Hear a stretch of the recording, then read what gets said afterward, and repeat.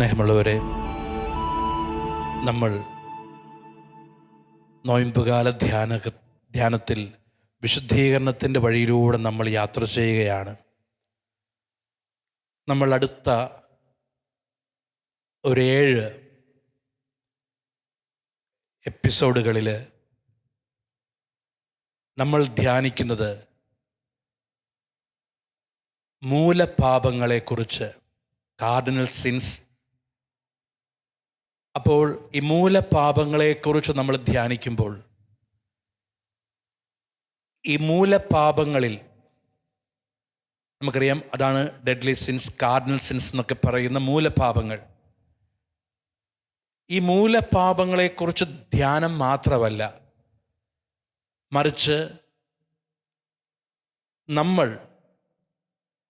അതിനെതിരായ പുണ്യങ്ങളെ സ്വീകരിക്കണം. കാരണം മൂലപാപങ്ങൾ, ഒരു മൂലപാപം നമ്മളിൽ വരുമ്പോൾ നമ്മൾ ഓർക്കേണ്ട കാര്യം, ചില ആത്മീയ പിതാക്കന്മാർ പറയുന്നതനുസരിച്ച് ഓരോ പാപത്തിനും, ഓരോ മൂലപാപത്തിനും അത് കൊണ്ടുവരുന്ന, അതിലൂടെ നമ്മളിലേക്ക് പ്രവേശിക്കുന്ന ഒരു പിശാച് കൂടിയുണ്ട്, ഒരു തിന്മയുടെ ശക്തി കൂടിയുണ്ട്. അതിനാൽ നമ്മൾ എല്ലാ പാപങ്ങളുടെയും അടിസ്ഥാന പാപത്തെക്കുറിച്ച്, അടിസ്ഥാനപരമായ മൂല പാപത്തെക്കുറിച്ച് നമ്മൾ ധ്യാനിക്കുകയാണ്. അത് അഹങ്കാരമാണ്. പ്രിയപ്പെട്ടവരെ, എല്ലാ പാപങ്ങളുടെയും കേന്ദ്രം, എല്ലാ പാപങ്ങളുടെയും കേന്ദ്രം ഇതിലാണ്. നമുക്കറിയാം, മാലാഖ പിശാചാകുന്നത് ഈ പാപം വഴിയാണ്. ഈ പാപം ജീവിതത്തിൽ വന്നാൽ, അഹങ്കാരം പ്രിയപ്പെട്ടവരെ ജീവിതത്തിൽ വന്നാൽ, നമുക്കറിയാം, സുഭാഷിതങ്ങളുടെ പുസ്തകം 16:18, അഹങ്കാരം നാശത്തിൻ്റെ മുന്നോടിയാണ്. അഹങ്കാരം നാശത്തിൻ്റെ മുന്നോടിയാണ്.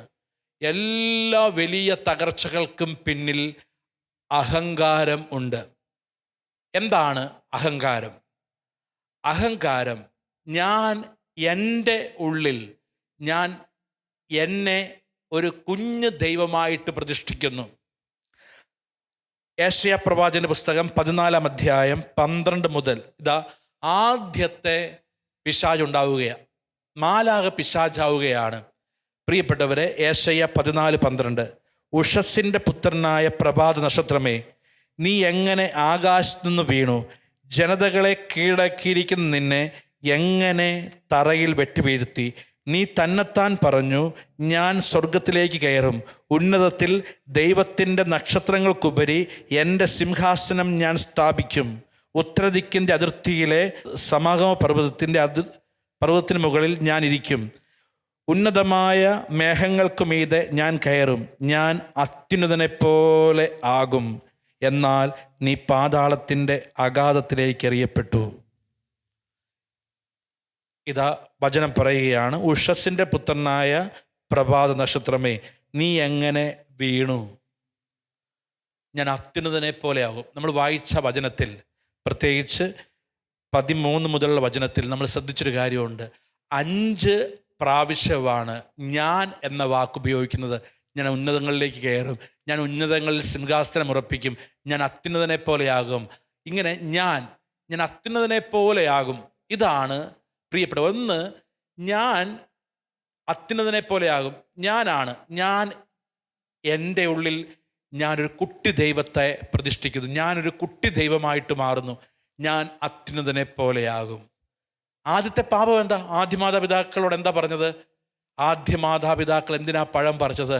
പിശാച് വന്നിട്ട് പറഞ്ഞു, ഇത് കഴിക്ക്, നിങ്ങൾ ദൈവത്തെ പോലെയാകും. ദൈവത്തെ പോലെയാകും. നന്മ തിന്മ തിരിച്ചറിയാൻ പറ്റും. ഇനി നിങ്ങൾക്കാരും ഇത് നന്മ ഇത് തിന്മയെന്ന് പറഞ്ഞു തരേണ്ട. You will become A God. നിങ്ങൾ ദൈവമാകും. നിങ്ങൾ ദൈവമാകും. ഇതാണ് അഹങ്കാരം. നിങ്ങൾ ദൈവമാകും. അപ്പോൾ അഹങ്കാരം വന്നു കഴിയുമ്പോൾ, അഹങ്കാരം എന്താണ്?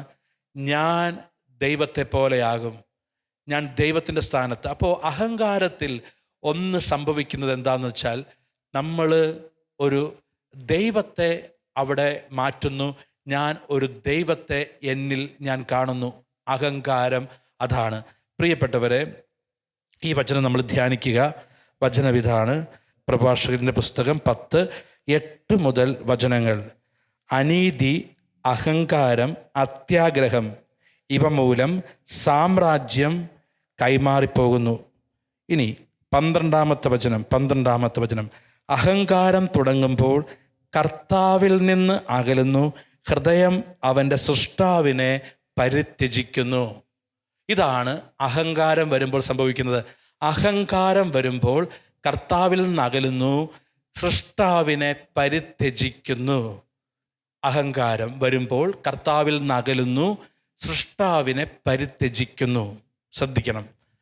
അപ്പോൾ അഹങ്കാരം എങ്ങനെയാണ് നമ്മുടെ ജീവിതത്തിൽ വരുന്നത്? ഒന്ന്, സൃഷ്ടാവിൽ നിന്ന് അകലുന്നു, കർത്താവിനെ പരിത്യജിക്കുന്നു എന്ന് വചനം നമുക്ക് പറഞ്ഞു തരുന്നു. അപ്പോൾ അഹങ്കാരത്തിൻ്റെ പിന്നിൽ ഞാനാണ്. ഇപ്പം നമ്മൾ പലപ്പോഴും പറയുന്ന കാര്യമാണ്, ഞാൻ അധ്വാനിച്ചു, ഞാൻ കഷ്ടപ്പെട്ടു, ഞാൻ ഓടി, എൻ്റെ തീരുമാനം. കണ്ടോ, ഇവിടെയെല്ലാം ഞാൻ ഒരു ഗോഡായി. അപ്പോൾ അതിലാദ്യം സംഭവിക്കുന്ന കാര്യം നമ്മൾ എന്ത് ചെയ്യും? എന്താണ് പിശാച് ആഗ്രഹിക്കുന്നത്? പിശാച് ആഗ്രഹിക്കുന്നത് നീ ദൈവത്തിൽ നിന്ന് ഇതിനെല്ലാം മാറ്റുക. നീ അധ്വാനിച്ചിട്ടുണ്ടാക്കിയതല്ലേ, നീ കഷ്ടപ്പെട്ട് പഠിച്ചിട്ട് കിട്ടിയ മാർക്കല്ലേ, നീ ആലോചിച്ച് അധ്വാനിച്ചുണ്ടാക്കിയ ബിസിനസ് അല്ലേ, നീ എന്തോരം കഷ്ടപ്പെട്ടിട്ടായി വീടുണ്ടാക്കിയത്. എല്ലാത്തിൻ്റെയും മുമ്പിൽ എന്ത് വരണമെന്ന പിശാച് ആഗ്രഹിക്കുന്ന കാര്യം, നമുക്ക് എന്തെല്ലാം ഉണ്ടോ അതിൻ്റെ മുമ്പിൽ ഞാൻ എൻ്റേത് എന്ന് വരണം. നമ്മളെപ്പോഴും ചിന്തിക്കണം. വീട്ടിൽ ഇത് വന്നു കഴിയുമ്പോൾ എന്നാ അറിയാവോ, ഇത് വന്നു കഴിയുമ്പോൾ പ്രശ്നം, ഒന്നാമത്തെ കാര്യം, ഞാൻ ദൈവത്തെ ഞാൻ മൈനസ് ചെയ്യും, ദൈവത്തെ ഞാൻ സ്കിപ്പ് ചെയ്യും. നമ്മളിതാണ് സംഭവിക്കുന്ന കാര്യം. ഞാൻ അധ്വാനിച്ചു, ഞാൻ കഷ്ടപ്പെട്ടു, ഞാൻ ഓടി, ഞാൻ പഠിച്ചു, എല്ലാം ഞാൻ. അപ്പോൾ വചനം ചോദ്യമുണ്ട്, ദൈവം തന്നതല്ലാതെ എന്തുണ്ട്? അപ്പോൾ ഞാൻ അവിടെ ഒരു ഗോഡാകുന്നു. ഞാൻ അവിടെ gods. I am self centredness നമ്മളിലുണ്ട്. സെൽഫ് സെൻറ്റേർഡ്നെസ് വരുമ്പോൾ ഒരു അപകടം എന്ന് അറിയാവോ? നമ്മൾ പ്രത്യേകിച്ച് പ്രഥമ ദൃഷ്ടിയിൽ നമ്മൾ പള്ളിയിൽ പോകുന്നുണ്ട്, പ്രഥമ ദൃഷ്ടിയിൽ നമ്മൾ കാര്യങ്ങളെല്ലാം ചെയ്യുന്നുണ്ട്. പക്ഷെ സെൽഫ് സെൻറ്റേർഡ്നെസ് വരുമ്പോഴുള്ള പ്രത്യേകത, എന്ത് കാര്യം പറഞ്ഞാലും ഞാൻ എന്ന് വരുമ്പോൾ എന്ത് സംഭവിക്കും? സംഭവിക്കുന്ന കാര്യം ഇതാണ്, അവിടെ ദൈവം അവിടെ മാറും. ഞാൻ വിഗ്രഹമാകും. കണ്ടോ, ഞാനൊരു idol. I will become an idol. ഞാനൊരു വിഗ്രഹമായിട്ട് മാറും. ഞാൻ വിഗ്രഹമാകും. ഒന്നാമത്തെ കൽപ്പന, ദൈവത്തിന് 1-ാം സ്ഥാനം കൊടുക്കണം. ഇവിടെ ഞാനാണ്, എൻ്റെ അധ്വാനത്തിന്, എൻ്റെ പ്രയത്നത്തിന് 1-ാം സ്ഥാനം കൊടുക്കുന്നു. ഇതാണ് പ്രിയപ്പെട്ടവരെ ആദ്യം. അപ്പോൾ 1-ാമത്തെ കൽപ്പന അതിൽ തെറ്റുന്നുണ്ട്. 2, ഒരു അഹങ്കാരം വരുമ്പോൾ എന്നറിയാമോ? അഹങ്കാരം വരുമ്പോൾ രണ്ടാമത് സംഭവിക്കുന്ന കാര്യം, നമ്മുടെ ബന്ധങ്ങളിൽ നിന്ന് അകലുന്നു. നമ്മൾ ഓർത്ത് നോക്കിക്കേ, നമ്മൾ ചിന്തിച്ച് നോക്ക്. ഇപ്പം നമ്മൾ ആഗ്രഹിക്കുക നമുക്ക് ഒരു വികാരിച്ചം വരണം. നമ്മൾ ആരെ ആഗ്രഹിക്കുന്നത്? നമ്മളൊന്നും കണ്ടാൽ ബഹുമാനിക്കാത്ത, മിണ്ടാത്ത, ചിരിക്കാത്ത, നമ്മൾ ചിന്തിക്കുന്ന എങ്ങനെ ഒരു അച്ഛനാകണമെന്ന, നമ്മളോട് മിണ്ടുന്ന, വിശേഷം തിരക്കുന്ന, കുട്ടികളോടൊപ്പം ഇടപെടുന്ന, നമ്മൾ ആഗ്രഹിക്കുന്നത് എങ്ങനെയാണ്? എളിമയുള്ളവരെയല്ലേ നമ്മൾ ആഗ്രഹിക്കുന്നത്? നമ്മൾ ആരെങ്കിലും ആഗ്രഹിക്കുമോ? ഒരാളെ നമ്മൾ നേതാവായിട്ട് സെലക്ട് ചെയ്യുമ്പോൾ, ഒരു അധികാരിയായിട്ട് സെലക്ട് ചെയ്യുമ്പോൾ നമ്മൾ ആഗ്രഹിക്കുന്നത് ആരെയാണ്? നമ്മൾ ആഗ്രഹിക്കുന്നത് നമ്മെ മനസ്സിലാക്കുന്ന, നമ്മെ കേൾക്കുന്ന, നമ്മളോട് കുറച്ചുകൂടി. അപ്പോൾ ഓർക്കേണ്ട കാര്യം, അഹങ്കാരം മനുഷ്യരിൽ നിന്ന്, മറ്റുള്ളവരിൽ നിന്ന് നമ്മെ അകറ്റുന്നു. ഇപ്പോൾ ഒന്ന് ചിന്തിച്ച് നോക്കിക്കേ. ഒരു ഭാര്യ, ആ ഭാര്യ ഒരു സാധുവാണെന്ന് വിചാരിക്കുക. ഓക്കെ, മക്കള്, ഈ അപ്പൻ എല്ലാ ദിവസവും വന്നിട്ട് പറയുന്നു, നിങ്ങൾ എന്ത് ചെയ്തിട്ടാ? ഞാൻ കഷ്ടപ്പെടുന്നു, അത് തിന്നു തീർക്കാൻ കുറേ പേര്, അത് ദൂർത്തടിക്കാൻ കുറേ പേര്. എല്ലാ ദിവസവും മനുഷ്യനിങ്ങനെ പറയുമ്പോൾ സ്നേഹമാണോ ആ വ്യക്തിയോട്? നമുക്ക് സ്നേഹത്തിൽ നമ്മൾ വളരാൻ സാധിക്കുമോ? ഇല്ല, സ്നേഹത്തിൽ വളരാൻ സാധിക്കുകയില്ല. ഞാനിത് ചെയ്തു എന്ന് പറയുന്ന വ്യക്തിയോട് നമ്മൾ കുറേ കൂടിയൊക്കെ നമ്മൾ ഹേർട്ടാകുന്നു. നമ്മൾ ഹേർട്ടാകാൻ, മറ്റുള്ളവർ വേദനിക്കാൻ, മറ്റുള്ളവർ കുറച്ച് താഴാനാണ് നമ്മൾ ശ്രദ്ധിക്കുന്നത്. അവിടെ നമ്മൾ ഞാൻ എന്ന് പറയുമ്പോൾ അവിടെ എല്ലാത്തിൻ്റെയും മുകളിൽ ഞാൻ എന്ന് പറയും മറ്റുള്ളവർ താഴണം. കണ്ടോ, മറ്റുള്ളവരിൽ നിന്ന് നമ്മൾ അകലാൻ അഹങ്കാരം കാരണമാകുന്നു. അഹങ്കാരം. അപ്പോൾ ഇത് റൂട്ട് സിന്നിലാണ്. ഇത് റൂട്ട് സിന്ന. എന്തിനാണ് ഞാൻ ഇത് പറയുന്നതെന്ന് വെച്ച് കഴിഞ്ഞാൽ, ഈ അഹങ്കാരമാണ് നമുക്ക് ആരോടും ക്ഷമ ചോദിക്കാൻ പറ്റിയല്ല. അഹങ്കാരം എവിടെയെങ്കിലും ചെറിയൊരു ഫീലിംഗ് വന്ന് നോക്കിക്കേ, അഹങ്കാരമുള്ളൊരു വ്യക്തി അതെന്നറിയാവോ, അവർ പിന്നെ എത്ര വലിയ സ്നേഹമാണെങ്കിലും അവർ പെട്ടെന്ന് ഒഫൻഡഡ് ആകും. അഹങ്കാരമുള്ളവർക്ക് അവരുടെ വിഗ്രഹത്തിന് ഒന്നും സംഭവിക്കാൻ പാടില്ല. ഞാൻ എന്തോ സംതിങ് ആണ്, ഞാനാണ്. അപ്പോൾ എനിക്ക് അഹങ്കാരം എന്നിലുണ്ടായാൽ, അഹങ്കാരം ഉണ്ടാകുന്നൊരു പ്രത്യേകത എന്താണെന്നറിയാവോ, അവരുടെ ജീവിതത്തിൽ എല്ലാവരും ചുറ്റുമുള്ളവർ അവർക്ക് അനുകൂലമായി അവരാഗ്രഹിക്കുന്നത് പോലെ, അവർ ചിന്തിക്കുന്നത് പോലെ, അവർ സ്വപ്നം കാണുന്നത് പോലെ ഒക്കെ പ്രവർത്തിച്ചു കൊണ്ടിരിക്കണം. എവിടെയെങ്കിലും ഡിസോർഡർ ഉണ്ടായാൽ അഹങ്കാരമുള്ളവർ ഹേർട്ടാകും. എവിടെയെങ്കിലും ഒരു ഡിസോർഡർ ഉണ്ടാകട്ടെ. ഇപ്പോൾ എവിടെയെങ്കിലും ഞാൻ ചെന്നപ്പോൾ അവർ എഴുന്നേറ്റില്ല, ഞാൻ ചെന്നപ്പോൾ അവർ ബഹുമാനിച്ചില്ല, ഞാൻ അവിടെ ചെന്ന് കയറിയപ്പോൾ ഒരു ഗ്ലാസ് വെള്ളം തന്നില്ല, കണ്ടോ, പെട്ടെന്നാണ് ഒഫൻഡഡ് ആകുന്നത്. ഒക്കെ ആ കുടുംബം ഞാൻ ചെന്ന് കയറുമ്പോൾ എന്തെങ്കിലും പ്രതിസന്ധിയിലായിരിക്കും. പക്ഷേ ഞാൻ ചെന്ന് കയറിയപ്പോൾ അവരെനിക്ക് ബഹുമാനം തന്നില്ല, അവർ എന്നെ ബഹുമാനിച്ചില്ല. കുറച്ച് നാളുകൾക്ക് മുമ്പ് ഒരു പെൺകുട്ടി, അവൾ വിവാഹ മോചനത്തിലാണ്. അപ്പോൾ വിവാഹമോചനവുമായി ബന്ധപ്പെട്ട് പ്രിയപ്പെട്ടവരെ വന്നപ്പോൾ, ആ വിവാഹമോചനത്തിൻ്റെ ആരംഭം എന്നറിയാവോ, വിവാഹമോചനത്തിൻ്റെ ആരംഭമാണ് ഏറ്റവും രസകരമായ കാര്യം. ഈ പെൺകുട്ടിയുടെ വീട്ടിൽ രണ്ട് സഹോദരിമാരാണ്. രണ്ട് സഹോദരിമാരെയും അയച്ചു. അപ്പോൾ മറ്റ് അനുജത്തിയെ കെട്ടിച്ചിരിക്കുന്നത് നാട്ടിൻപുറത്ത്. ഈ ചേച്ചിയുടെ ഭർത്താവ് ഒരു ബിസിനസ്സുകാരനാണ്. അദ്ദേഹം കുറച്ചുകൂടി ഒരു ടൗൺ ഏരിയയിൽ നിന്നാണ്. സ്ഥലമൊന്നും ഞാൻ പറയുന്നില്ല. അപ്പോൾ ഈ അനുജത്തിയുടെ ഹസ്ബൻഡ് നാട്ടിൻപുറത്തുകാരനായതുകൊണ്ട് അവരുടെ വീട്ടിലൊരു ഫങ്ഷനാണ്. എന്ന് വെച്ചാൽ ഈ പെണ്ണിൻ്റെ വീട്ടിൽ ഒരു ഫങ്ഷൻ. പെണ്ണിൻ്റെ വീട്ടിലൊരു ഫങ്ഷൻ എന്ന് പറഞ്ഞാൽ ഈ അപ്പൻ്റെയും അമ്മയുടെയും വിവാഹ വാർഷികമാണ്. അപ്പോൾ സംഭവിച്ച കാര്യം, ഇവർക്ക് 2 പെൺമക്കളായതുകൊണ്ട് ഈ അനുജത്തിയുടെ ഹസ്ബൻഡിനെ കുറച്ച് ഇമ്പോർട്ടൻസ് എല്ലാ കാര്യത്തിനും വിളിക്കും. അടുത്താണ് അവർ വന്നു. ചേച്ചിയുടെ ഹസ്ബൻഡിനെ, അദ്ദേഹം ബിസിനസ്സാണ്, തിരക്കാണ്, വന്നില്ല. പക്ഷേ പ്രശ്നം ഇതാണ്, ഈ മനുഷ്യനോട് പറഞ്ഞതാണ്, ഞാൻ ചെന്നിട്ട് എനിക്ക് അവർ വില തന്നില്ല. ഈ ഒരു കാര്യത്തിൻ്റെ പേരിലാണ് ഈ 2 കുട്ടികളുള്ള ഈ മനുഷ്യൻ ഭാര്യയുമായിട്ട് കഴിഞ്ഞ കുറേ മാസങ്ങളായിട്ട് മിണ്ടുന്നില്ല.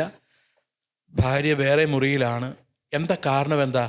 ഇദ്ദേഹം ചിന്തിച്ചു, അനിയത്തിയുടെ ഹസ്ബൻഡ്, അവൻ്റെ കൃഷിക്കാരൻ, അവൻ്റെ സാധാരണ കാര്യൻ, ഞാൻ ബിസിനസ്സുകാരൻ, ഈ കുടുംബത്തിന് കിട്ടാവുന്നതിൽ ഏറ്റവും നല്ല ബന്ധം, അവരുടെ പെൺമക്കൾക്ക് കിട്ടാവുന്നതിൽ ഏറ്റവും നല്ല ബന്ധമാണ് ഞാനെന്ന ബിസിനസ്സുകാരൻ. സോ ഞാനാണിവിടെ പ്രധാനപ്പെട്ടത്. ഇത് ലഭിക്കാതെ വന്നപ്പോൾ അയാളുടെ വിവാഹ ജീവിതത്തിൽ, അയാളുടെ കുടുംബത്തിൽ പ്രശ്നമായി. പ്രിയപ്പെട്ടവരെ, അഹങ്കാരം നാശത്തിൻ്റെ ആരംഭമാണ്. അപ്പം അഹങ്കാരം ദൈവത്തിൽ നിന്നകറ്റുന്നു, മറ്റുള്ളവരിൽ നിന്നകറ്റുന്നു. അഹങ്കാരം നമ്മളിൽ വരുമ്പോൾ പ്രശ്നവിധാണ് എല്ലാത്തിൻ്റെയും. അവിടെ കുടുംബത്തിൽ വഴക്ക്, സഹോദരങ്ങൾ തമ്മിൽ വഴക്ക്, ഞാൻ പറയുന്നതാണ് ശരി, ഞാൻ പറയുന്നത് അംഗീകരിച്ചില്ല, എല്ലായിടത്തെയും പ്രശ്നവിധ. എവിടെയെല്ലാം ഞാനെന്ന കാര്യമുണ്ടോ അവിടെയെല്ലാം പ്രശ്നങ്ങൾ വരും. അപ്പോൾ ഞാൻ എന്നൊരു ചിന്ത വരുമ്പോൾ അവിടെ ദൈവത്തിൻ്റെ സംരക്ഷണം. നമുക്കറിയാം ലോത്ത്, എന്താണ് ലോത്തിന് സംഭവിച്ചത്? നമുക്കറിയാം ഉൽപ്പത്തി പുസ്തകത്തിൽ നമ്മൾ കാണുന്ന ഏറ്റവും പ്രധാനപ്പെട്ട കാര്യമുണ്ട്. ജനസിസ് 13, ഉൽപ്പത്തി പുസ്തകം 13 നമ്മൾ കാണും അല്ലേ? അബ്രാഹത്തിൻ്റെയും ലോത്തിൻ്റെയും ഭൃത്യന്മാർ തമ്മിൽ ചില വഴക്കുണ്ടാകുന്നു. അപ്പം അബ്രാഹം പറയുന്നൊരു കാര്യമുണ്ട്. എന്താ അബ്രാഹം പറഞ്ഞത്? അബ്രാഹം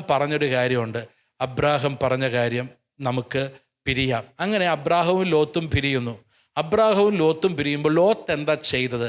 ലോത്ത് ചെയ്തൊരു കാര്യമുണ്ട്. ലോത്ത് ഏറ്റവും നല്ല ഭൂമി എന്ന് വെച്ചാൽ ഏറ്റവും ഫലഭൂയിഷ്ടമായ ഭൂമി, സോദോം ഗൊമോറ നശിപ്പിക്കുന്നതിന് മുമ്പുള്ള അവസ്ഥയാണ് ഉൽപ്പത്തി പുസ്തകം പറഞ്ഞു വയ്ക്കുന്നത്. ഏറ്റവും മനോഹരമായത് തിരഞ്ഞെടുത്തു, ഏറ്റവും മനോഹരമായത്. അപ്പോൾ ഏറ്റവും മനോഹരമായത് അവിടെ എന്ത് ശ്രദ്ധിച്ചില്ല? ശ്രദ്ധിക്കണം, അവിടെ എല്ലാം കഷ്ടപ്പെട്ടുണ്ടാക്കിയ ഒരാളുണ്ട്, അബ്രാഹം എന്താ പറഞ്ഞത്? എനിക്കെന്തായാലും കുഴപ്പമില്ല, ഒരു കുഴപ്പമില്ല, ദൈവം തന്നതല്ലേ, നിനക്കിഷ്ടമുള്ള എടുത്തോ. അബ്രാഹത്തിന് കിട്ടിയത് കല്ലും മണ്ണും എല്ലാം തരിശു ഭൂമി പോലെ ഒന്ന്. ലോത്ത് ഏറ്റവും നല്ലത്, ഏറ്റവും ബെസ്റ്റ് തിരഞ്ഞെടുത്തു, ഏറ്റവും ബെസ്റ്റ് തിരഞ്ഞെടുത്തു. പ്രിയപ്പെട്ടവരെ, എന്നാൽ ഇതെന്ത് സംഭവിച്ചു? ലോത്തിന് എന്ത് സംഭവിച്ചു? ആ സ്ഥലം സോദോം ഗൊമോറയായിട്ട് മാറി. എന്ന് വെച്ചാൽ അത് തീയും ഗന്ധകവും ഇറക്കി ദൈവം നശിപ്പിച്ച സ്ഥലമാണ് സോദോം ഗൊമോറ. കണ്ടോ, അഹങ്കാരം നാശത്തിൻ്റെ ആരംഭമാണ്. അഹങ്കാരം എല്ലാം ദൈവദാനമാണെന്നിരിക്കെ നമ്മൾ എന്തിനാ അഹങ്കരിക്കുന്നത് എന്തിനാ? അഹങ്കാരം കൊണ്ട് നമുക്ക് എന്ത് നേട്ടം ഉണ്ടാകും? അഹങ്കാരം കൊണ്ട് നമുക്ക് എന്ത് സ്വന്തമാക്കാൻ പറ്റും? അതിനാൽ നമ്മൾ മനസ്സിലാക്കേണ്ട ഏറ്റവും പ്രധാനപ്പെട്ട കാര്യം ഇതാണ്, പ്രിയപ്പെട്ടവരെ, അഹങ്കാരം ഒരു വ്യക്തിയിൽ വരുമ്പോൾ ഒന്ന് ദൈവത്തിൽ നകലുന്നു, സഹോദരങ്ങളിൽ നകലുന്നു, കുടുംബ ബന്ധങ്ങൾ തകരുന്നു, സഹോദര ബന്ധങ്ങൾ തകരുന്നു. ഇത് സംഭവിക്കുന്നു. ബന്ധ തകർച്ചയുടെ പിന്നിൽ എനിക്ക് ക്ഷമിക്കാൻ പറ്റുന്നില്ല, എനിക്ക് മറ്റൊരാളെ അംഗീകരിക്കാൻ പറ്റുന്നില്ല, എനിക്ക് പ്രിയപ്പെട്ടവരെ മറ്റുള്ളവരോട് ഒരു സഹായം ചോദിക്കാൻ പറ്റുന്നില്ല. ഇതെല്ലാം അഹങ്കാരത്തിൽ വരുന്ന പ്രശ്നമാണ്. അപ്പോൾ അഹങ്കാരം ജീവിതത്തിൽ വരുമ്പോൾ അത് നാശമാകും. അപ്പോൾ നമ്മൾ എന്താണ് ഇവിടെ പരിശോധിക്കേണ്ടത്? ഇനി എന്തിലേക്കാണ് നമ്മൾ വളരേണ്ടത്? അഹങ്കാരത്തിൻ്റെ എതിരെന്താണ്? എളിമ. ഇതാ കർത്താവിൻ്റെ ദാസി. എളിമയാണ് അഹങ്കാരത്തിനെതിരായ പുണ്യം. അപ്പം ഞാൻ പറഞ്ഞു, അഹങ്കാരത്തിൻ്റെ റെപ്രസെൻറ്റേറ്റീവ് ആരാ? അത് പിശാച. എന്നാൽ അതിൻ്റെ പുണ്യം, ഞാൻ എളിമ സ്വീകരിക്കുമ്പോൾ എന്നിൽ എന്ത് വരും? എന്നിൽ ഒരു ദൈവിക ശക്തി, എന്നിലൊരു മാലാഹ, ഒരു ദൈവദൂതൻ്റെ സഹായം കിട്ടും. ഞാൻ എളിമയിലേക്ക് വളരുക. അപ്പോൾ ഇന്ന് നമ്മൾ പ്രാർത്ഥിക്കേണ്ട ഏറ്റവും വലിയ കൃപ എളിമ എന്ന പുണ്യം നമ്മളിൽ വളരാനാണ്. എളിമ എന്ന പുണ്യം ഈശോ അതാ കാണിച്ചു തരുന്നത്. നമ്മൾ അതിലേക്ക് വളരേണ്ടത്. കണ്ടോ, ഗുരുവും നാഥനുമായി ഞാൻ നിങ്ങളുടെ കാല് കഴുകി, ഇതെൻ്റെ ഓർമ്മയ്ക്കായി ചെയ്യുക. ഇതാണ് പ്രിയപ്പെട്ടവരെ നമ്മൾ മനസ്സിലാക്കേണ്ട ഒരു കാര്യം. ഇതാണ് പരിശുദ്ധ അമ്മ എന്താ പറഞ്ഞ? ഇതാ കർത്താവിൻ്റെ ദാസി, നിൻ്റെ വാക്ക് എന്നിൽ നിറവേറട്ടെ. ദാസി എന്നുള്ള മനോഭാവം ഈ ബൈബിൾ മുഴുവനും നമ്മൾ ഓർത്തു നോക്കിക്കേ. ചുങ്കക്കാരൻ പ്രാർത്ഥിക്കുന്നത് എങ്ങനെയാ? ഇതാ ഞാൻ, ദൈവമേ, എനിക്ക് ദേവാലയത്തിൽ കയറാൻ യോഗ്യതയില്ല. വചനം പറയുന്നു അവൻ നീതീകരിക്കപ്പെട്ടവനായി. അപ്പോൾ ദൈവത്തിൻ്റെ കണ്ണ് എവിടെയാ പതിയുന്നത്? ദൈവത്തിൻ്റെ അനുഗ്രഹം എവിടേക്കാണ് ഇറങ്ങുന്നത്? നമ്മൾ ചിന്തിക്കണം. ദൈവത്തിൻ്റെ അനുഗ്രഹം എവിടേക്കാണ് ഇറങ്ങുന്നത്? ഒരു പാവ സ്ത്രീ 2 ചെമ്പ് നാണയങ്ങൾ കാണിക്കപ്പെട്ടിയിലിടുന്നു. അവൾ ശ്രദ്ധിക്കപ്പെടുന്നു.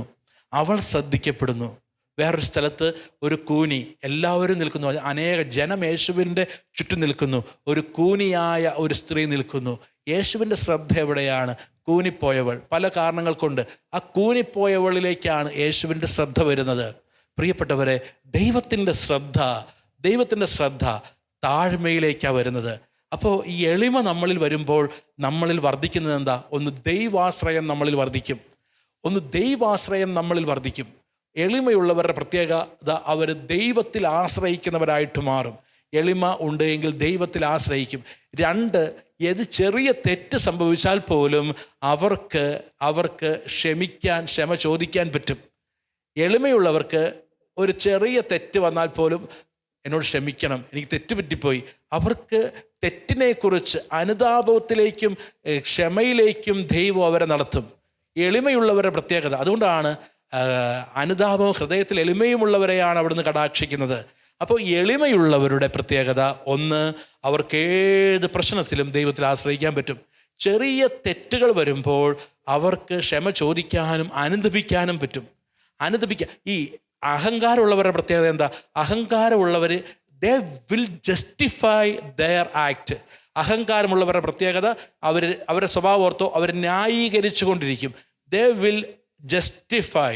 അവർ തർക്കിക്കും. അപ്പം എന്തിനാണ് ഞാനിത് പറയുന്നത്? നമ്മളിൽ ഈ സ്വഭാവം ഉണ്ടോ നമ്മൾ ചിന്തിക്കണം. ഈ സ്വഭാവം ഉണ്ടോ? ഈ സ്വഭാവമുണ്ടോ? ഇവിടെ ഇപ്പോൾ ഇത് കേട്ടുകൊണ്ടിരിക്കുമ്പോൾ ഇതെൻ്റെ ഭർത്താവിലുണ്ട്, ഇതെൻ്റെ ഭാര്യയിലുണ്ട് എന്ന് ചിന്തിക്കാനുള്ള സമയമല്ല, ഇത് എന്നിലുണ്ടോ എന്ന് ചിന്തിക്കാനുള്ള സമയമാണ്. ഇപ്പോൾ എന്നിലുണ്ടോ എന്ന് ചിന്തിക്കുക. എന്നിലിതുണ്ടോ? എന്ത് കാര്യത്തിനും തർക്കിക്കുന്നു. എനിക്ക് എന്ത് തർക്കിച്ചിട്ടായാലും എന്ത് അപ്പോൾ അവരെന്ത് ചെയ്യുന്ന അറിയാവോ? ഇപ്പോൾ ഉദാഹരണത്തിന് ഈ അഹങ്കാര ചിന്തയുണ്ടെങ്കിൽ ഒരു ഭാര്യ ഭർത്താവും കൂടി തർക്കിക്കുന്നു. ഈ ഭർത്താവ് ഭാര്യയും കൂടി തർക്കിക്കുമ്പോൾ ഈ ഭർത്താവ് ചെയ്ത അല്ലെങ്കിൽ ഈ ഭാര്യ ചെയ്ത ഇന്നലകളിൽ ചെയ്ത ഏതെങ്കിലും ഒരു തിന്മ പെട്ടെന്ന് എടുത്ത് പറയും. എന്ന് വെച്ചാൽ എങ്ങനെയെങ്കിലും എന്ത് പറഞ്ഞിട്ടാണെങ്കിലും അയാളെ തകർക്കണം. ഈ ചിന്തയുണ്ട്. എന്ത് പറഞ്ഞിട്ടാണെങ്കിലും അയാളെ താഴ്ത്തണം. എന്ത് പറഞ്ഞിട്ടാണെങ്കിലും അയാളെ താഴ്ത്തണം. ഇതാണ് പ്രിയപ്പെട്ട ഒരു അഹങ്കാരമുള്ളവർ. എന്നാൽ എളിമ എന്താണ്? എളിമയുടെ പ്രത്യേകത എന്ന് വെച്ചാൽ എളിമ എൻ്റെ തെറ്റ് ഞാൻ അംഗീകരിക്കും. എൻ്റെ തെറ്റ് ഞാൻ അംഗീകരിക്കും. എൻ്റെ തെറ്റ് എനിക്ക് തെറ്റുപറ്റിപ്പോയി എന്ന് ഞാൻ ചിന്തിക്കും. 2, ഞാൻ ക്ഷമ പറയാനും ക്ഷമ കൊടുക്കാനും ഞാൻ തയ്യാറാകും. 3, ഞാൻ മറ്റുള്ളവരെ ബഹുമാനിക്കും. മറ്റുള്ളവരെ ഞാൻ അംഗീകരിക്കും. എനിക്ക് മറ്റുള്ളവരെ അംഗീകരിക്കും, മറ്റുള്ളവരെ ബഹുമാനിക്കും. ഇതെല്ലാം അപ്പം ആ ബന്ധത്തിൽ വളരുന്ന വ്യക്തിയായിരിക്കും എളിമയുള്ള വ്യക്തി. അത് നമുക്ക് അറിയാൻ പറ്റും. ദൈവമാതാവാണ് പരിശുദ്ധമ്മ ദൈവമാതാവാണെങ്കിൽ പരിശുദ്ധമ്മ ആദ്യം ചെയ്യുന്ന കാര്യം എന്താ? ദൈവമാതാവായെന്ന് അറിഞ്ഞ ഉടനെ ഞാൻ ദൈവമാതാവാണെന്ന് പറഞ്ഞ് നിൽക്കുകയല്ല, ഉടനെ എലിസബത്തിനെ ശുശ്രൂഷിക്കാൻ ഓടുകയാണ്. കണ്ടോ, എളിമയുള്ളവരുടെ പ്രത്യേകത അവർ ശുശ്രൂഷ മനോഭാവമുള്ളവരായിരിക്കും. മറ്റവരങ്ങനെയല്ല. മറ്റവർ എല്ലാവരും എന്നെ ശുശ്രൂഷിക്കണം, എല്ലാവരും എന്നെ ഫോക്കസ് ചെയ്യണം, എല്ലായിടത്തും ഞാൻ കാണണം, എല്ലായിടത്തും ഞാൻ ഇത് ചെയ്യണം. അതാണ് ഇതിൻ്റെ പ്രത്യേകത. എന്നാൽ എളിമയുള്ളവരുടെ പ്രത്യേകത, എളിമയുള്ളവർ പ്രിയപ്പെട്ടവരെ മറ്റുള്ളവരെ ശുശ്രൂഷിക്കാൻ, മറ്റുള്ളവരെ സ്നേഹിക്കാൻ, മറ്റുള്ളവരുടെ കാര്യത്തിൽ ഇമ്പോർട്ടൻസ് കൊടുക്കാൻ, മറ്റുള്ളവരുടെ നന്മ അന്വേഷിക്കാൻ, മറ്റുള്ളവരുടെ കംഫർട്ട്, മറ്റുള്ളവരെ എങ്ങനെ ജീവിക്കും അതന്വേഷിക്കാൻ ഒരു ശ്രദ്ധ കാണും. മറ്റുള്ളവരുടെ ദുഃഖം, അവരുടെ ദുഃഖത്തിനൊപ്പം നിൽക്കാൻ ഉള്ള ശ്രദ്ധ കാണും. പരിശുദ്ധമ്മ എളിമയെന്ന് പറയുമ്പോൾ പരിശുദ്ധമ്മ പ്രിയപ്പെട്ടവരെ ഉടനെ തന്നെ സംഭവിക്കുന്നത് എലിസബത്തിനെ സന്ദർശിക്കാൻ പോവുകയാണ്. അപ്പോൾ നമ്മൾ ഓർക്കുക, എളിമ എന്ന പുണ്യം നമ്മൾ വളരാൻ വേണ്ടി പ്രാർത്ഥിക്കുക. എളിമ എന്ന പുണ്യം നമ്മൾ വളരുമ്പോൾ നമ്മൾ ദൈവസ്നേഹത്തിൽ വളരും, സഹോദര സ്നേഹത്തിൽ വളരും, നമ്മൾ വിശുദ്ധിയിൽ വളരും. മറ്റൊന്ന്, നമ്മൾ വിശുദ്ധിയിൽ വളരില്ല. കാരണം എല്ലാ തെറ്റുകളെയും ഞാൻ ന്യായീകരിച്ചു കൊണ്ടിരിക്കും. ഞാൻ എന്നെ സ്വയം ന്യായീകരിച്ചു കൊണ്ടിരിക്കും. ഞാൻ തെറ്റുപറ്റാത്ത ഒരു പെർഫെക്റ്റ് പേഴ്സണായിട്ട് ഞാൻ എന്നെ തന്നെ പ്രതിഷ്ഠിക്കും. ഞാൻ ഒരു പെർഫെക്റ്റ് ഒരു ഗോഡ് ആയിട്ട് എന്നെ ഞാൻ കാണും. എന്നാൽ എളിമ നമ്മളിലുണ്ടെങ്കിൽ ഞാൻ കുറവുകളെ അംഗീകരിക്കുന്ന ഒരു വ്യക്തിയായിട്ട് മാറും. പ്രിയപ്പെട്ടവരെ, നമ്മൾ പ്രാർത്ഥിക്കേണ്ട വചനം ഇതാണ്. 1 പത്രോസ് 5:6. ഈ വചനം എല്ലാവരും പ്രാർത്ഥിക്കുക. കാരണം ഈ വചനം പ്രാർത്ഥിക്കാൻ പറയാൻ കാരണം ഇതാണ്. 1 പത്രോസ് 5:6 നമുക്ക് വളരെ പരിചിതമായ വചനമാണ്. 1 പത്രോസ് 5:6. കർത്താവിൻ്റെ ശക്തമായ കരത്തിൻ്റെ കീഴിൽ നിങ്ങൾ താഴ്മയോടെ നിൽക്കുക. നിങ്ങളുടെ ആകുലതകളെല്ലാം അവിടുത്തെ ഏൽപ്പിക്കുക. അവിടുന്ന് തക്ക സമയത്ത് നിങ്ങൾ ഉയർത്തിക്കൊള്ളും. നിങ്ങളുടെ ഉത്കണ്ഠകളെല്ലാം അവിടുത്തെ ഏൽപ്പിക്കുക. അവിടുന്ന് നിങ്ങളുടെ കാര്യത്തിൽ ശ്രദ്ധാലുവാണ്. ഒരിക്കൽ കൂടി വചനം ഞാൻ പറഞ്ഞു തരാം. ദൈവത്തിൻ്റെ ശക്തമായ കരത്തിൻ്റെ കീഴിൽ നിങ്ങൾ താഴ്മയോടെ നിൽക്കുവിൻ. അവിടുന്ന് തക്ക സമയത്ത് നിങ്ങൾ ഉയർത്തിക്കൊള്ളും. നിങ്ങളുടെ ഉത്കണ്ഠകളെല്ലാം അവിടുത്തെ ഏൽപ്പിക്കുവിൻ. അവിടുന്ന് നിങ്ങളുടെ കാര്യത്തിൽ ശ്രദ്ധാലുവാണ്. നമുക്ക് ഈ വചനത്തിൻ്റെ അഭിഷേകം കടന്നു വരാൻ വേണ്ടി പ്രാർത്ഥിക്കാം. കാരണം ഈ വചനം പറഞ്ഞതിന് ശേഷം പരിശുദ്ധാത്മാവ് പത്രോസ്ലീഹായിലൂടെ പറയുന്ന അടുത്ത വചനമുണ്ട്. കാരണം നിങ്ങളുടെ ശത്രുവായ പിശാച് അലറുന്ന സിംഹത്തെപ്പോലെ ആരെ വിഴുങ്ങണമെന്ന് അന്വേഷിച്ചു കൊണ്ടിരിക്കുന്നു. അതുകൊണ്ടാണ് ദൈവവചനം പറയുന്നത്, ദൈവത്തിൻ്റെ കരത്തിൻ്റെ കീഴിൽ താഴ്മയോടെ നിൽക്കുക. ഇല്ലെങ്കിൽ പിശാച് കടന്നു വരും, ഇല്ലെങ്കിൽ പിശാച് കയറും ജീവിതത്തിൽ. അതിനാൽ ഒരു നിമിഷം നമുക്ക് കരങ്ങൾ ഹൃദയത്തോട് ചേർത്ത് ഈ വചനം 1 പത്രോസ് 5:6 എല്ലാവരും ഒരിക്കൽ കൂടി ഏറ്റുചൊല്ലി പ്രാർത്ഥിക്കുക. ദൈവത്തിൻ്റെ ശക്തമായ കരത്തിൻ്റെ കീഴിൽ നിങ്ങൾ താഴ്മയോടെ നിൽക്കുവിൻ. അവിടുന്ന് തക്ക സമയത്ത് നിങ്ങൾ ഉയർത്തിക്കൊള്ളും. നിങ്ങളുടെ ഉത്കണ്ഠകളെല്ലാം അവിടുത്തെ ഏൽപ്പിക്കുവിൻ. അവിടുന്ന് നിങ്ങളുടെ കാര്യത്തിൽ ശ്രദ്ധാലുവാണ്. ഈ ആരാധനയിൽ ഈ വചനത്തിൻ്റെ അഭിഷേകം നമ്മിലുണ്ടാകാൻ നമുക്ക് പ്രാർത്ഥിക്കാം. ദൈവം നമ്മെ അനുഗ്രഹിക്കട്ടെ.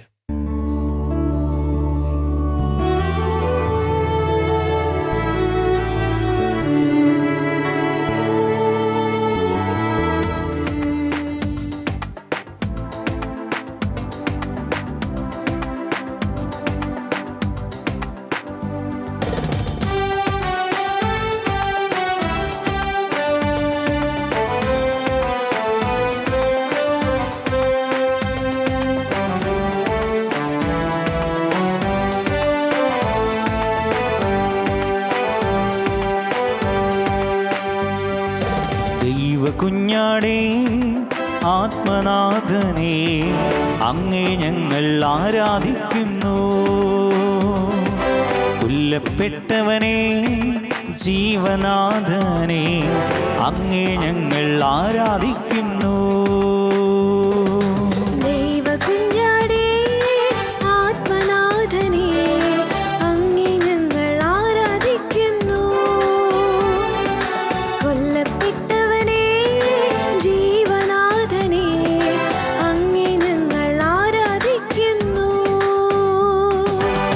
ഹല്ലേലൂയാ ഹല്ലേലൂയാ ഹല്ലേലൂയാ ആമേൻ. ഹല്ലേലൂയാ ഹല്ലേലൂയാ ഹല്ലേലൂയാ ആമേൻ. ആരാധിക്കുന്നു ഞങ്ങൾ ആരാധിക്കുന്നു. ഹല്ലേലൂയാ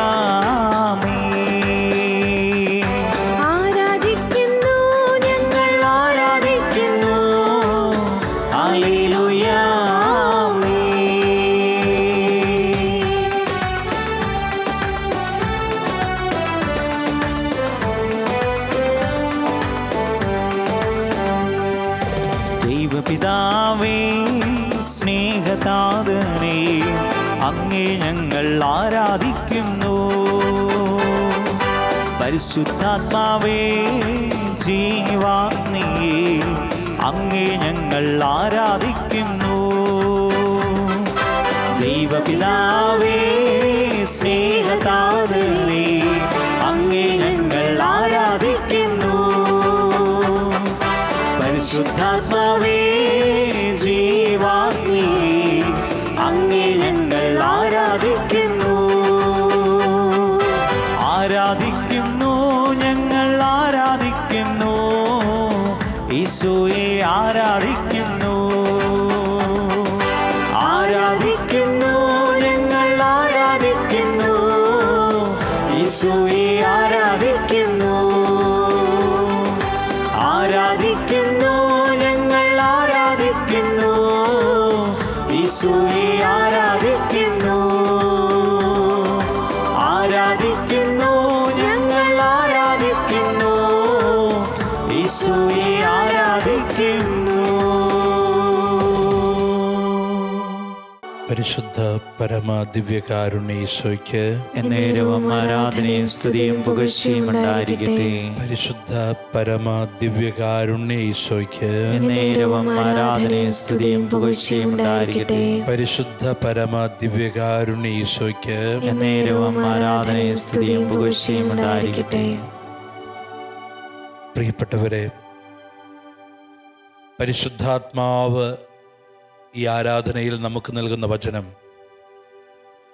1 പത്രോസ് 5:6.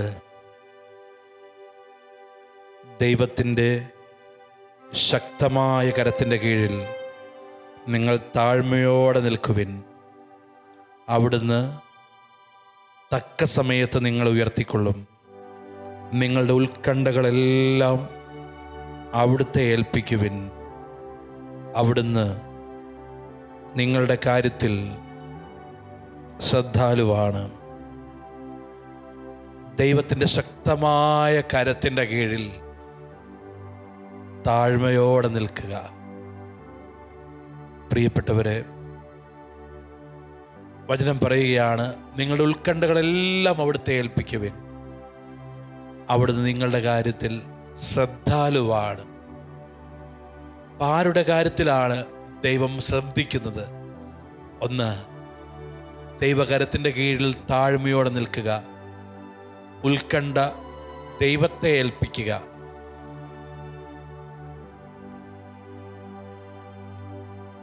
ദൈവകരത്തിൻ്റെ കീഴിൽ താഴ്മയോടെ നിൽക്കുക.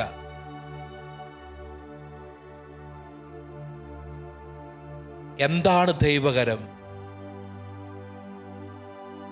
പ്രിയപ്പെട്ടവരെ, ഒരു പക്ഷേ ദൈവത്തിൻ്റെ വചനമാകാം, ദൈവത്തിൻ്റെ കൽപ്പനകളാകാം.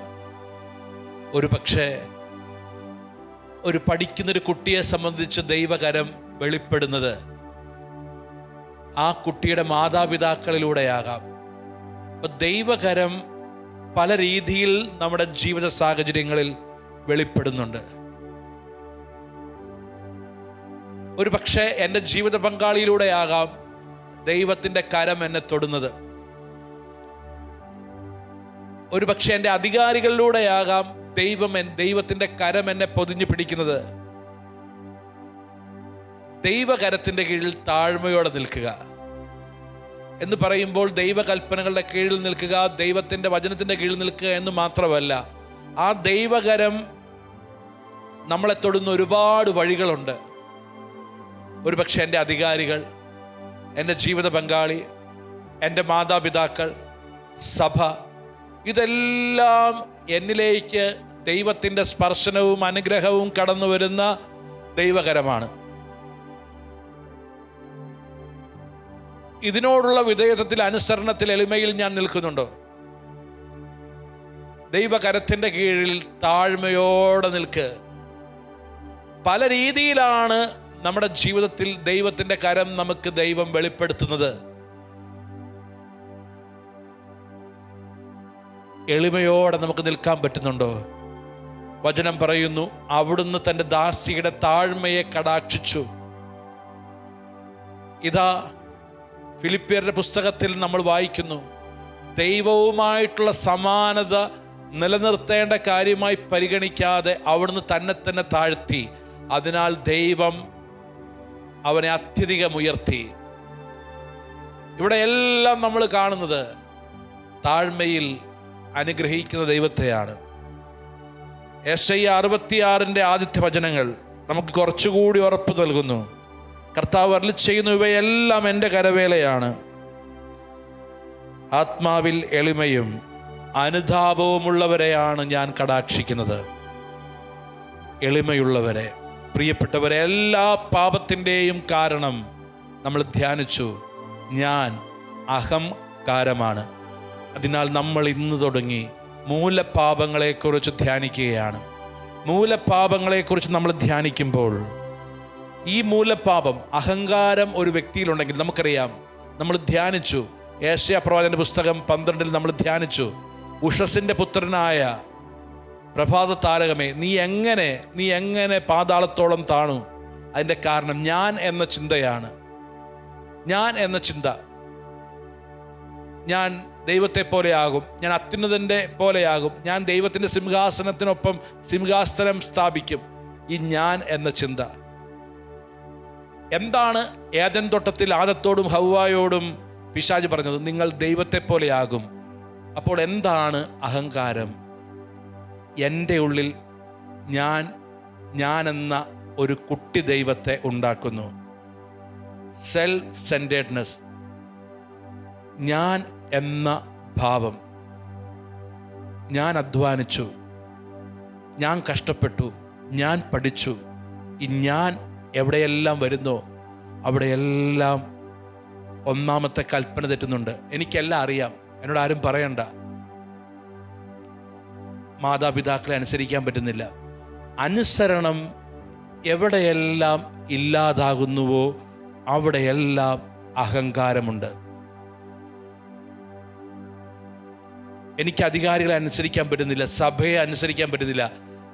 ഡെഫിനറ്റ്ലി അവിടെ അഹങ്കാരമുണ്ട്. എനിക്ക് എൻ്റെ ജീവിത പങ്കാളി പറയുന്നത് ഉൾക്കൊള്ളാൻ പറ്റുന്നില്ല. നിനക്കെന്ത് ലോകപരിചയമുള്ളത്? ഞാനല്ല മറ്റുള്ളവരെ കാണുന്നത്, നീ എന്തറിഞ്ഞിട്ടാ? എനിക്കറിയാം. ഈ ചിന്ത, ഇതാണ് എല്ലാ അടിസ്ഥാന പാപം. പത്രോസ് എന്താ പറഞ്ഞത്? ഞാൻ ഒരിക്കലും തള്ളി പറയില്ല. ഞാൻ വന്നു അതിനു മുമ്പിൽ. എവിടെയെല്ലാം ഞാൻ വരുന്നുവോ അവിടെയെല്ലാം പിശാച് കയറുന്നുണ്ട്. ഞാൻ പറയുന്നത് ശരി. അഹങ്കാരം, പ്രിയപ്പെട്ടവരെ, ഒന്നാമത്തെ കൽപ്പന, ദൈവത്തിന് കൊടുക്കേണ്ട സ്ഥാനം. ഞാൻ സ്വയം ദൈവമാകുന്നു. എനിക്കെല്ലാം ദൈവം നൽകിയതാ. എന്നാൽ എല്ലാത്തിൻ്റെയും ഒപ്പം ഞാൻ എന്ത് പറയും? എൻ്റേത്. പ്രിയപ്പെട്ടവരെ, അപ്പോൾ അതാണ്, ആ ചിന്ത നമ്മളിൽ മാറണം. അതിനാൽ എളിമയുടെ കൃപയിലേക്ക് ഞങ്ങൾ വളർത്തണമേ. പ്രാർത്ഥിക്കുക. താഴ്മയുള്ളവരെ അവിടുന്ന് കടാക്ഷിക്കുന്നു. ഈ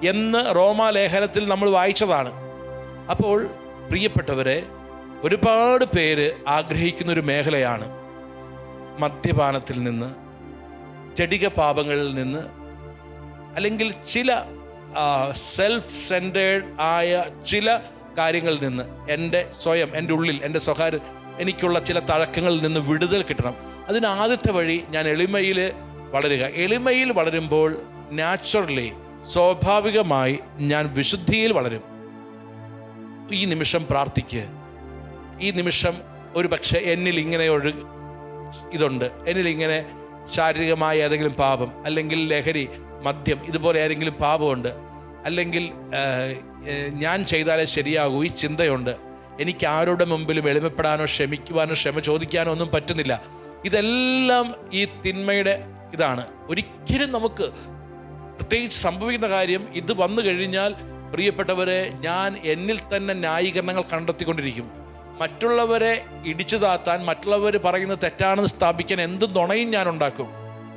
കാരണം ഞാൻ എന്ന ഫിഗർ, ഞാൻ എന്ന ഗോഡ്, അതിന് തകർച്ച വരാൻ പാടില്ല. ഇതാണ് ഇന്ന് അനേകം കുടുംബങ്ങളിലെ പ്രശ്നം. ഇതാണ് ഇന്ന് സഭയിലെ പ്രശ്നം. ഞാൻ പറയുന്നതാണ് ശരി, ഞാനാണ് ശരിയെന്ന് സ്ഥാപിക്കാൻ മറ്റുള്ളവരെ എത്രത്തോളം മോശമാക്കാവോ അത്രത്തോളം മോശമാക്കും ഈ ആത്മാവ് കയറിയാൽ. അതിനാൽ ഇതിൽ വിടുതൽ വേണം. ഒരു പക്ഷേ എന്നിലത് ഒരു ജഡികഭാവമായിട്ടായിരിക്കാം, എന്നിലൊരു തഴക്കദോഷമായിട്ടായിരിക്കാം, എന്നിലത് അനുസരിക്കാൻ പറ്റാത്ത ഒരു പ്രലോഭനമായിട്ടായിരിക്കാം. അതിൽ നിന്ന് വിടുതലിന് വേണ്ടി നമുക്ക് പ്രാർത്ഥിക്കാം. ഒരിക്കൽ കൂടി കരമുയർത്തി ഈ മേഖലയിൽ വിടുതൽ കിട്ടട്ടെ. ഈ മേഖലയിൽ അനേകം വ്യക്തികൾ, കുടുംബങ്ങൾ വിടുതൽ പ്രാപിക്കട്ടെ. നമുക്ക് ഈശോയെ സ്തുതിച്ച് പ്രാർത്ഥിക്കാം. സഭ ഈ മേഖലയിൽ വിടുതൽ പ്രാപിക്കട്ടെ. ഈശോയെ പ്രാർത്ഥിക്കുന്നു. യേശുവേ, ആരാധന ആരാധന ആരാധന ആരാധന ആരാധന ആരാധന ആരാധന ആരാധന ആരാധന ആരാധന ആരാധന ആരാധന ആരാധന ആരാധന ആരാധന യേശുവേ, ആരാധന ആരാധന ആരാധന ആരാധന. ഹല്ലേലൂയ ഹല്ലേലൂയ യേശുവേ യേശുവേ യേശുവേ. വിടുതൽ നൽകണമേ, വിടുതൽ നൽകണമേ, വിടുതൽ നൽകണമേ രക്ഷകനീശോയേ. വിടുതൽ നൽകണമേ, വിടുതൽ നൽകണമേ, വിടുതൽ നൽകണമേ രക്ഷകനീശോയേ. 1 പത്രോസ് 5:6. കർത്താവിൻ്റെ ശക്തമായ കരത്തിൻ്റെ കീഴിൽ താഴ്മയോടെ നിൽക്കുക. നിങ്ങളുടെ ആകുലതകളെല്ലാം അവിടുത്തെ ഏൽപ്പിക്കുക. അവിടുന്ന് നിങ്ങളുടെ കാര്യത്തിൽ ശ്രദ്ധാലുവാണ്. ഇതാ, ഇപ്പോൾ ഈ ആരാധനയിൽ പങ്കെടുത്തുകൊണ്ടിരിക്കുമ്പോൾ എളിമയോടെ പ്രാർത്ഥിക്കാൻ ഈശോ പറയുന്നു, നിങ്ങളുടെ കാര്യത്തിൽ ഏത് കാര്യത്തെ ഓർത്ത് നീ കണ്ണീരൊഴുക്കുന്നുവോ, ഏത് കാര്യത്തെ ഓർത്ത് നീ ഉത്കണ്ഠപ്പെടുന്നുവോ, ഏത് കാര്യത്തെ ഓർത്ത് നീ ആകുലപ്പെടുന്നുവോ, ആ കാര്യത്തിൽ നിന്നേക്കാൾ ശ്രദ്ധയുള്ള ഒരു ദൈവത്തിൻ്റെ മുമ്പിലാണ് നീ ആയിരിക്കുന്നത്. ഒരു പക്ഷേ മക്കളെക്കുറിച്ച്, ഒരു പക്ഷേ ഭാവിയെക്കുറിച്ച്, ഒരു പക്ഷേ ജോലിയെക്കുറിച്ച്, ഒരു പക്ഷേ എക്സാമിനെക്കുറിച്ച്, ഒരു പക്ഷേ രോഗത്തെക്കുറിച്ച്, ഒരു പക്ഷേ വിവാഹ ജീവിതത്തെക്കുറിച്ച്, ഇങ്ങനെ പല കാര്യത്തെക്കുറിച്ച് നീ ഉത്കണ്ഠയാൽ, ആകുലതയാൽ നീ നീറുകയാണ്. ഇതാ, ഉത്കണ്ഠയെല്ലാം അവിടുത്തെ ഏൽപ്പിക്കുക. അവിടുന്ന് നിങ്ങളുടെ കാര്യത്തിൽ ശ്രദ്ധാലുവാണ്. പ്രിയപ്പെട്ടവരെ, നമ്മുടെ കുടുംബത്തിൻ്റെ ആകുലത, ഉത്കണ്ഠ സമർപ്പിച്ച് പ്രാർത്ഥിക്കുക. പ്രത്യേകിച്ച് നമ്മളിത് പ്രാർത്ഥിക്കുമ്പോൾ പല പ്രാർത്ഥനകളും കേൾക്കപ്പെടാതെ പോകുന്നതിൻ്റെ കാരണം നമ്മൾ ഈ എളിമയിലേക്ക് വരുന്നില്ല. ഈ അഹങ്കാര ചിന്ത, ഈ അഹങ്കാരം നമ്മളെ ബന്ധിച്ചിടുന്നു. അതാണ് കാരണം. ഈ ആത്മീയ അഹങ്കാരങ്ങൾ പോലും ഇന്നുണ്ട്. ഒരു പക്ഷേ പ്രാർത്ഥിക്കുന്ന വ്യക്തിയാണെങ്കിൽ, ഞാൻ ഡെയിലി കുർബാനയ്ക്ക് പോകുന്നു, അല്ലെങ്കിൽ ഞാൻ പ്രാർത്ഥിച്ചത് കൊണ്ടാണ് അച്ചോ ഈ കുടുംബം ഇത്രയും അനുഗ്രഹിക്കപ്പെട്ടത്, ഇങ്ങനെയൊക്കെയുള്ള സംസാരമുണ്ടല്ലോ. ഞാൻ പ്രാർത്ഥിച്ചത് കൊണ്ടാണ് ഇത്രയൊക്കെ കുടുംബം അനുഗ്രഹിക്കപ്പെട്ടത്, ഞാൻ അധ്വാനിച്ചത് കൊണ്ടാണ് ഈ കുടുംബം റെഡിയായത്, എൻ്റെ അച്ചോ പുള്ളിക്ക് ഉത്തരവാദിത്വമൊന്നുമില്ലായിരുന്നു, പുള്ളി തോന്നിയ പോലെ നടന്നിരുന്നതാ, ഞാൻ പ്രാർത്ഥിച്ചത് കൊണ്ടാണ്. ഇങ്ങനെയുള്ള പറച്ചിലുണ്ടല്ലോ. ഈ പറച്ചിലുകളെല്ലാം ബന്ധനങ്ങൾ കൊണ്ടുവരും പ്രിയപ്പെട്ടവരെ. അതിനാൽ നമ്മൾ എളിമയോടെ, നമ്മൾ പ്രാർത്ഥിക്കാൻ കഴിവില്ലാത്തവരാണ്, നമ്മൾ വിശുദ്ധിയിൽ നിൽക്കാൻ കഴിവില്ലാത്തവരാണ്. നമ്മൾ പ്രിയപ്പെട്ടവരെ അധ്വാനിച്ചാൽ, നമ്മുടെ കുടുംബത്തെ നമ്മൾ സ്വയം അധ്വാനിച്ചാൽ ഉയർത്താൻ പറ്റാത്തവരാണ്. ദൈവത്തോട് കൂടെ അല്ലെങ്കിൽ നമ്മളൊന്നുമല്ല. ഈ ഒരു ചിന്തയിലേക്കും ഈ ഒരു എളിമയിലേക്കും നമ്മൾ വരിക എന്നത് പ്രധാനപ്പെട്ടതാണ്. നമുക്കൊരു നിമിഷം പ്രാർത്ഥിക്കാം, നമ്മുടെ കുട്ടികളെ സമർപ്പിച്ച് പ്രാർത്ഥിക്കാം. അനേകം കുട്ടികൾ 4, 5, 6, 7, 8, 9 ഈ ക്ലാസ്സുകളിൽ പഠിക്കുന്ന കുട്ടികളിൽ പോലും ലഹരിയുടെ അടിമത്തം കടന്നു വരുന്നു. അനേകം കുട്ടികളുടെ ഭാവി നശിക്കുന്നു. കുട്ടികളാണ് ഈ കാലഘട്ടത്തിൽ ഇതുപോലുള്ള തിന്മയുടെ ശക്തികളുടെ ലക്ഷ്യം. കുട്ടികളാണ് പ്രിയപ്പെട്ടവരെ. അതിനാൽ കോളേജ്, സ്കൂള് ഈ തലങ്ങളിലാണ് ഈ ലഹരിയുടെ അടിമത്തം കടന്നു വരുന്നത്. ഇതിൽ നിന്ന് വിടുതലിന് വേണ്ടി പ്രാർത്ഥിക്കുക. ഇങ്ങനെ ഓരോ ദിവസവും നമ്മൾ എത്രത്തോളം വേദനിപ്പിക്കുന്ന കാര്യങ്ങൾ കേൾക്കുന്നു. ഞാൻ ശരിയാണെന്ന് കാണിക്കുവാൻ, എനിക്കിഷ്ടപ്പെടാത്ത കാര്യം മറ്റൊരാൾ ചെയ്യുമ്പോൾ അയാളെ കൊല്ലാൻ പോലും നമുക്ക് മടിയില്ല. ഈ ദിവസങ്ങളിലൊക്കെ നമ്മൾ പത്രമാധ്യമങ്ങളിൽ എത്രയോ കൊലപാതകങ്ങൾ, മനസാക്ഷിയെ ഞെട്ടിക്കുന്ന കൊലപാതകങ്ങൾ, ഇതെല്ലാം നമ്മൾ കേൾക്കുമ്പോൾ പ്രിയപ്പെട്ടവരെ നമ്മളോർക്ക് ഇതെല്ലാം തിന്മ കടന്നു വന്നു എന്നതിന് തെളിവാണ്. തിന്മ കടന്നു വന്നു. മറ്റൊരാളുടെ വേദന എനിക്ക് വേദനയല്ല, മറ്റൊരാളുടെ നൊമ്പരം എനിക്ക് നൊമ്പരമല്ല. കൂട്ടുകാരനെ കൊല്ലുന്നു.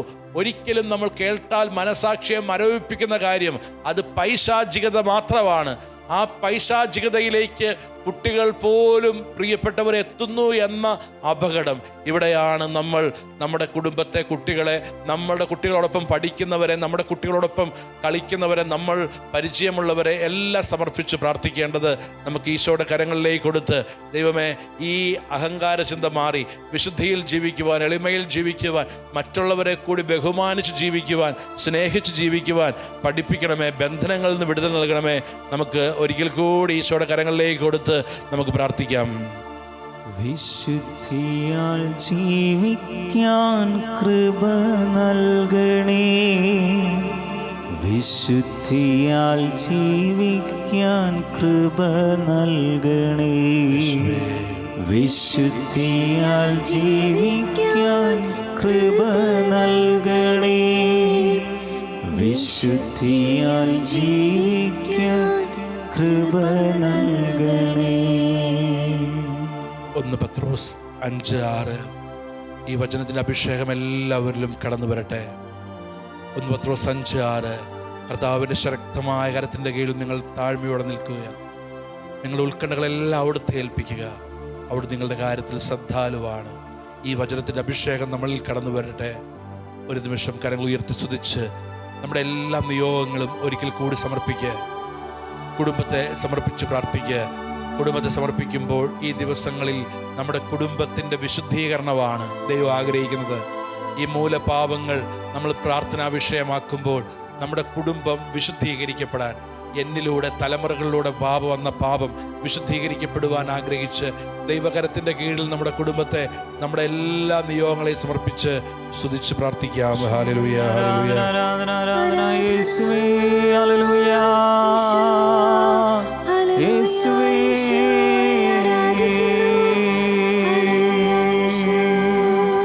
കർത്താവിൻ്റെ കരങ്ങൾക്കു കീഴിൽ താഴ്മയോടെ നമുക്കു നിൽക്കാം. തക്ക നേരത്തവനുയർത്തും നമ്മെ, തക്ക നേരത്തവനുയർത്തും. കർത്താവിൻ്റെ കരങ്ങൾക്കു കീഴിൽ താഴ്മയോടെ നമുക്കു നിൽക്കാം. തക്ക നേരത്തവനുയർത്തും നമ്മെ, തക്ക നേരത്തവനുയർത്തും. പരിശുദ്ധ പരമമാ ദിവ്യകാരുണ്യമേ, ഇന്നുമെന്നും അങ്ങേക്കാരാധന. പരിശുദ്ധ പരമമാ ദിവ്യകാരുണ്യമേ, ഇന്നുമെന്നും അങ്ങേക്കാരാധന. പരിശുദ്ധ പരമമാ ദിവ്യകാരുണ്യമേ, ഇന്നുമെന്നും അങ്ങേക്കാരാധന. ഇന്നത്തെ വചനം 1 പത്രോസ് 5:6. ദൈവത്തിൻ്റെ ശക്തമായ കരത്തിൻ കീഴിൽ നിങ്ങൾ താഴ്മയോടെ നിൽക്കുവിൻ. അവിടുന്ന് തക്ക സമയത്ത് നിങ്ങളെ ഉയർത്തിക്കൊള്ളും. നിങ്ങളുടെ ഉത്കണ്ഠകളെല്ലാം അവിടുത്തെ ഏൽപ്പിക്കുവിൻ. അവിടുന്ന് നിങ്ങളുടെ കാര്യത്തിൽ ശ്രദ്ധാലുവാണ്.